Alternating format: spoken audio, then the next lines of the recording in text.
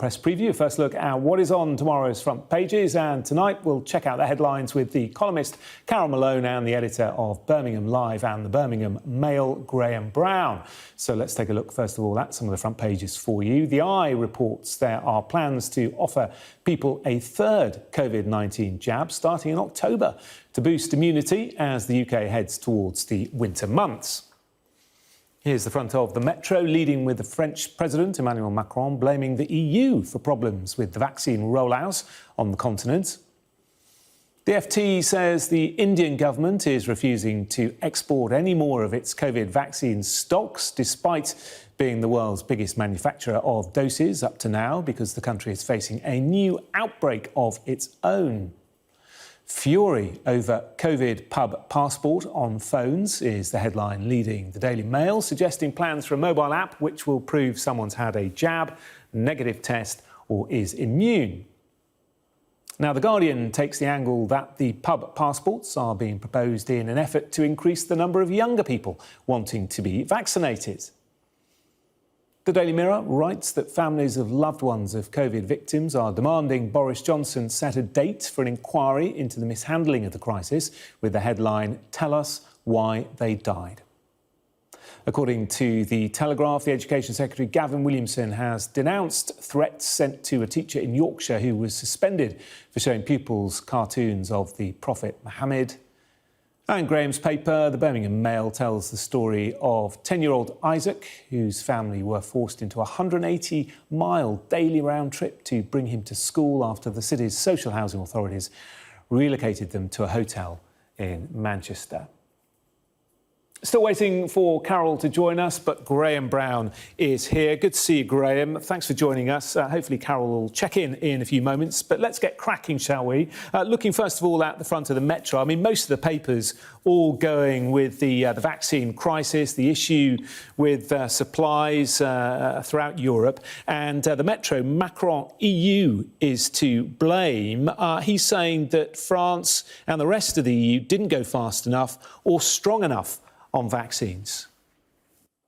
Yeah, I was a Remainer, but it's fascinating to see what's happening with the EU, and this is just sort of the latest. You know, we've had what's already been an embarrassing mea culpa for Emmanuel Macron after coming out and all the things he said about AstraZeneca in the first place. Today he said they were wrong to lack ambition. I can only imagine the extent to which that was said through gritted teeth, and he's clearly not keen to give the UK a lot of credit for what's happening here at the moment. Elsewhere, we've heard from Austria that they're not very happy with the amount of jabs they're getting. That they think this is going to have a knock-on effect to what it's going to mean for the EU in a long time. Angela Merkel, who was seemingly sort of imperious before, she's had to U-turn on an Easter lockdown in Germany. Jean-Claude Juncker has come out today worrying about what it means for the future of the EU. It is interesting in that, it seems so imperious throughout the Brexit negotiations, but it seems different now. I mean, even we've had this EU and UK joint statement sort of saying that we're going to work together. But I mean, even today, Matt Hancock sort of chipping away at the EU and talking about that they think that we've got a better deal. I think what's really interesting about this is we're seeing the European Union being painted as this sort of nasty Goliath of an operation, which seems like an about face, really, as compared to what we saw throughout the Brexit negotiations, where it might have been seen as anti-democratic, but largely sort of bumbling, really.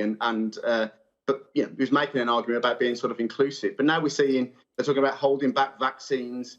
You see it in a different light. I mean, the truth is, this is what the EU is about. The EU is about power. It's about being a huge trading bloc, and in a world of superpowers, about having that power. But you just see it in a new light, really. And that's really interesting. They are. I'm not sure they like seeing the UK doing something better. And while we made a Horlicks out of coronavirus, we're certainly making a great job out of the vaccine rollout. Yeah, and just reading today that in Poland, fewer than half of people there have turned up for the AstraZeneca jab. 61% of French people are saying it's unsafe. As well as the politics, there's a real issue in persuading many Europeans to take the jab in the first place.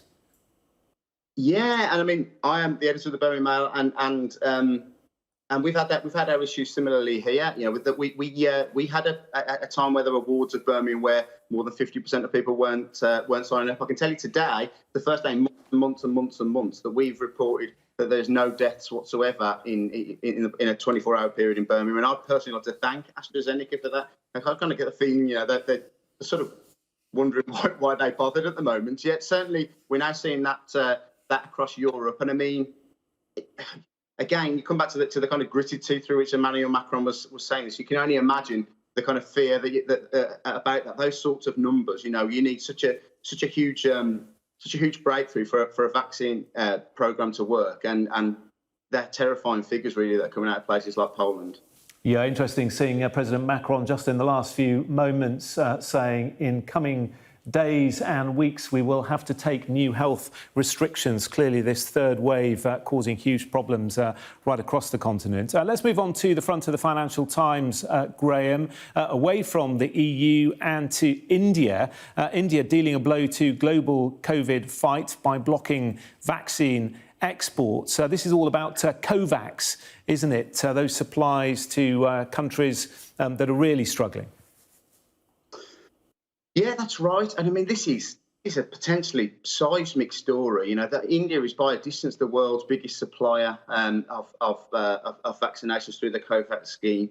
And what's happened is that today they've announced that they are banning exports for a period to prioritise their own vaccinations.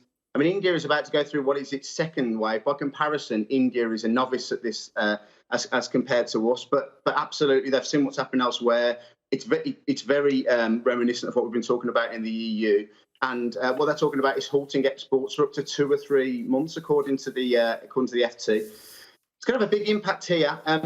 We're talking about a minimum of 5 million doses in the UK alone, and obviously you ally that to the pressures that come in the EU, and we're not sorting about that. Again, interesting to see, you know, along similar lines. You know, the world is scared of coronavirus. It's pushing the nature of a global marketplace to its limits. The EU and India are superpowers, but they're not really in a position to look like it now. You know, India looks a little bit panicked, and you know, after what we've seen here, that they might be right to be. Yeah. Let's move on to the Daily Telegraph. Yet another angle on the vaccine story. AstraZeneca attacks are unfair, says Professor. This is Sir John Bell from the Oxford University, who helped develop the AstraZeneca COVID vaccine. I mean, AstraZeneca saying tonight that it denies it's not honouring its contracts. I mean, clearly they are coming under quite a lot of stick. Tell us what the professor's been saying. Yeah, that's right. Well, it's come out and reflecting on what I'd imagine is a wider feeling at AstraZeneca, which is to say, you know, that they're doing this not to earn a profit, and they may well never do this again. And you can kind of understand why. Really, it's been you talked before about the reticence that still exists across the European Union, despite the results of the tests and the fact that they've all kind of stood it up. What I think is interesting about AstraZeneca is it's become a very tribal thing. You know, that we're the UK on the AstraZeneca team. It almost feels like they could be playing in the Premier League sort of thing. You know, everyone's got absolute sympathy for these people. You know, that they're saying that they were doing it. You know, that it's a vaccine that means that we can finally get out, that you can finally hug your grandmother and blah blah blah. Meanwhile, AstraZeneca are suffering a PR nightmare from it. It just doesn't seem right, and he's certainly reflecting that annoyance. OK, now I'm hearing that Carole is with us now. Let's hope that we can see Carole. There she is. Hi, Carole. You OK? No, stressed. Well, listen, we know somewhere that you haven't been, and that's in the pub. Let's get cracking straight away, Carole. Great to see you, by the way. Front page of The Guardian, pub check strategy to make young people seek vaccine. I mean, the pub story and the pub passport story has been around all day today. Everyone seems to have an opinion on it. Carole, where do you stand? You know, I worry about our freedoms. I worry about the fact that we're going to have some kind of certificate to go into a pub and maybe even a restaurant. I mean, the story on the front of The Guardian, it's talking about, you know, compulsory entry into pubs may encourage younger people who might be reticent to get the jab to get it so they can go into a pub. I think a lot of young people, because they know that the virus is not going to harm them too much because it's not going to lay them low, they're not worried about a vaccine. They're not worried about getting it. But the problem is that they can spread it. So I think this idea, so what the Guardian are running is saying that the government hopes that some kind of passport might encourage a lot of younger people. And some places like Israel, which has the most successful vaccine rollout in the world, they're noticing an apathy in under 35-year-olds, people who just aren't going to get the vaccine because they too don't feel that if they get it, it's going to do them too much harm. So yeah, I mean, I can see the point of the vaccine passport, but it worries me that this sort of thing will stay in place for a long time. I don't want to live in a country where everywhere you go, you have to have some sort of certification. Maybe for now, maybe initially, it's not a terrible idea, but I don't want to see these sort of things, become part of our culture, become part of our society. OK, and Carole, just while we have still got you, we've been talking to Graeme a lot about the headlines regarding the EU and the vaccine issues. Ursula von der Leyen speaking at a news conference this evening, talking about transparency and talking about the EU getting what is fair for Europeans. What are your thoughts? Well, the EU, I mean, I find it astonishing that they're talking about what's fair. The EU are sitting on vaccines. There isn't a shortage of. Oh dear, we just managed to get and now a broadband is playing up. Are we back? I'll tell you what, Carole, let's leave it there. We're going to go to a break. I'm going to give you the chance to catch your breath, reboot your computer, and hopefully we'll speak to you again in a couple of minutes. Coming up, Graeme's colleagues report on the plight of a 10-year-old boy whose housing situation forced him into an extreme school commute. Talking about that in a couple of minutes.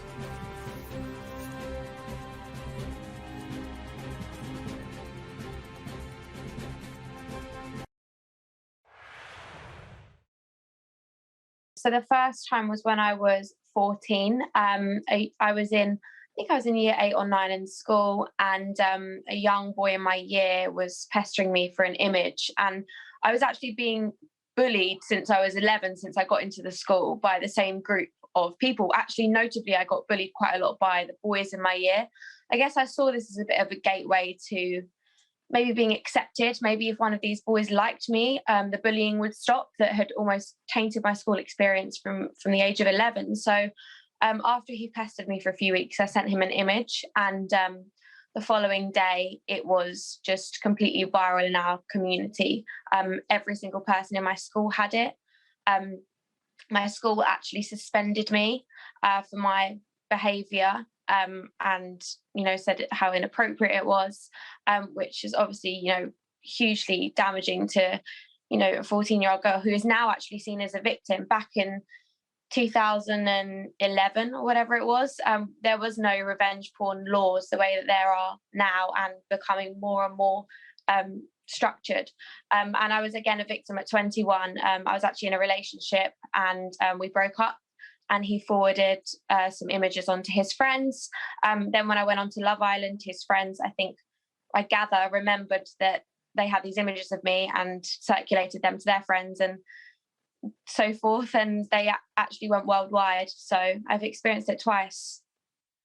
I feel like I went through every single emotion. At 14, if I'm honest, there were days where I thought, I don't want to be on this earth anymore. I don't see a way out, and I don't see this getting better. It was back in those days, I guess it wasn't that long ago, but 10 years ago, it was such an unrecognised issue. And I felt every emotion, the embarrassment, the shame. There's so much of a lack of understanding around this topic still. And I guess as well, when I was 21, I think I felt more so the feelings of anger, what gives someone else the rights over my body? And I feel that anger, and that's the anger that fueled me to make my documentary and to speak more openly about this issue, because it is such a huge issue.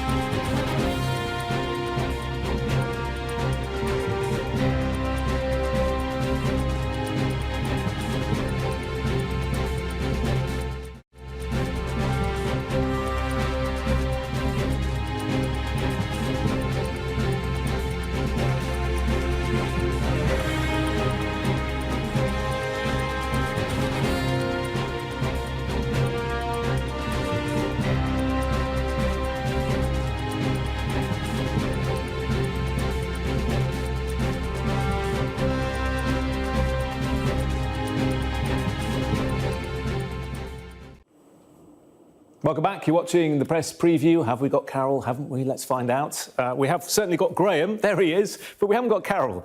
Poor old Carole. She's really struggling with her internet connection tonight. Graeme, let's start with your story on the front of the Birmingham Mail then. Your paper, Pupil 10 in 85-mile trip to school. Tell us why.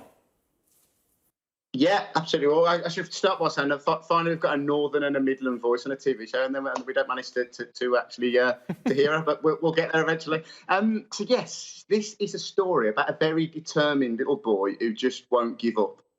So Isaac's family are from Eritrea, where more than half of people live in abject poverty in Eritrea. In fact, everyone in Eritrea lives in poverty.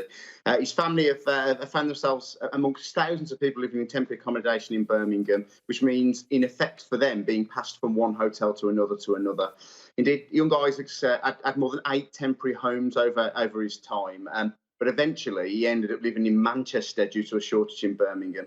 Now, this is a council knocking story, but that isn't why it's on our front page, really, for me. This is a story about a brilliant little boy and also his brilliant parents who get up at 5 o'clock every day and have a 170-mile round trip back to his school in Handsworth in Birmingham.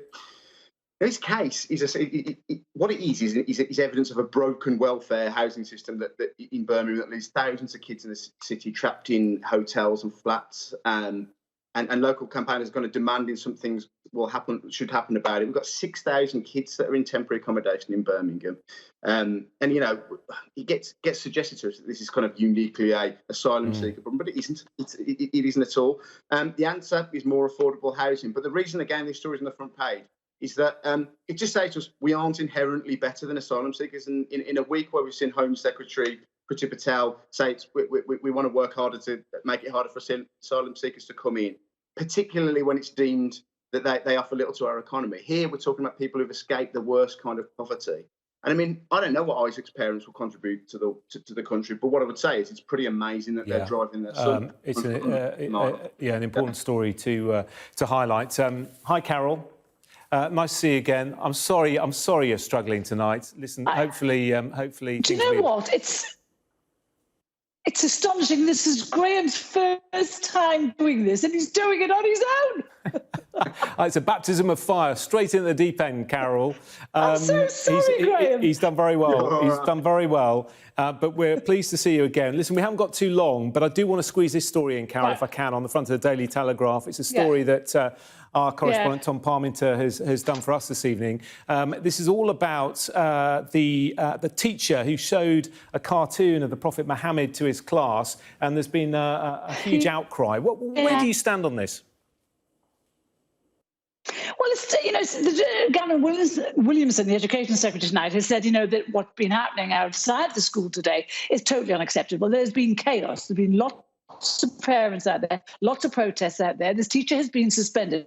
But more important, this teacher has had to go into hiding because there have been threats on his life. This is just not what should be happening in this country. We can't have teachers going into hiding because they're doing their job. On the curriculum for this school, it said the syllabus for Calderdale, Kirklees and Leeds says pupils are supposed to be able to give reasons why representations of God and the prophets are forbidden. So presumably this teacher was just following the syllabus. I don't know, it's not written whether pictures of the Prophet Muhammad should be shown. But we can't have it. This is a secular country. We can't have a situation where teachers are in fear of their lives because they're following the school's syllabus.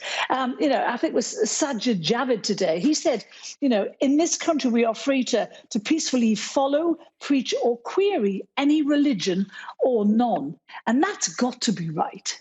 The teacher offered a sincere and full apology, adding that the picture shown was completely inappropriate. Graeme, you've just got about 10 seconds to give us your thoughts.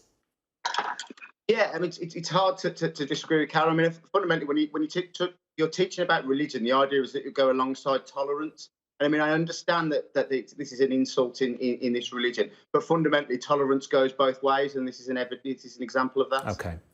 Graeme, well done. You a baptism of fire, but you're excellent. Thank you. Carole, great to see you, and we'll speak to you both again in half an hour or so. Okay.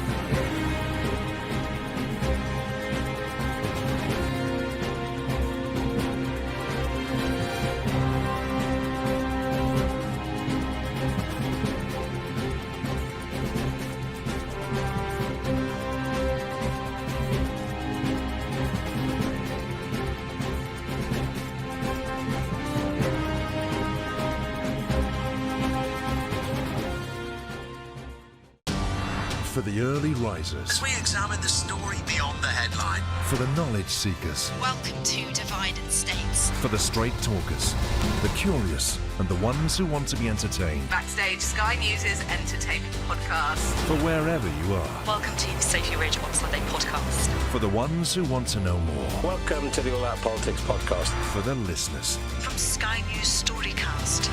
Sky News Podcasts. Listen and subscribe for free.